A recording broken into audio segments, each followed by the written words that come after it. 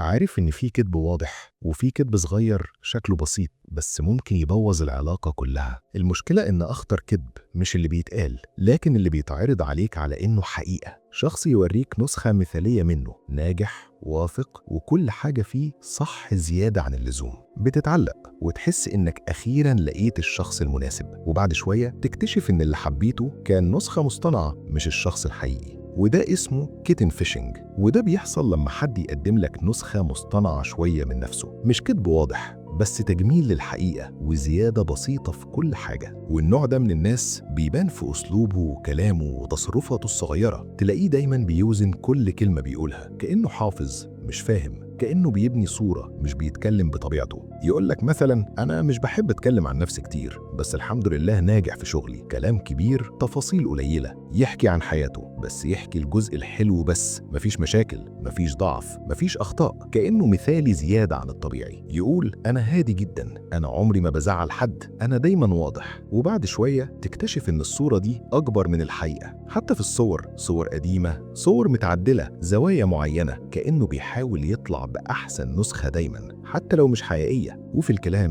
بيلمح مش بيوضح، جمل كبيرة من غير تفاصيل عشان يسيبك تتخيل من غير ما يكذب بشكل مباشر. وأكتر حاجة بتكشفه إحساس إن في حاجة مش راكبة، مش عارف تمسكها بس حاسس إن في صورة متجملة زيادة. ومع الوقت الفجوة بتبان بين اللي اتقال والحقيقة، وساعتها تكتشف إنك اتعلقت بشخص كان نسخة مصطنعة مش حقيقية. لأن الحقيقة الشخص الواثق من نفسه مش محتاج يجملها، لأن اللي بيخاف يبان على طبيعته غالبا بيخاف إنك ما تعجبكش الحقيقة فبيقدم لك نسخة مصطنعة. بس المشكلة إن النسخ المصطنعة مش بتكمل كتير، لأن اللي بيبدأ العلاقة وهو مش على طبيعته صعب يفضل يمثل طول الوقت. عشان كده خليك هادي وما تتسرعش وسيب الوقت يكشف الحقيقة، لأن اللي بيظهر نسخة مصطنعة مش هيعرف يمثل كتير، وفي الآخر الشخص الحقيقي دايما بيبان.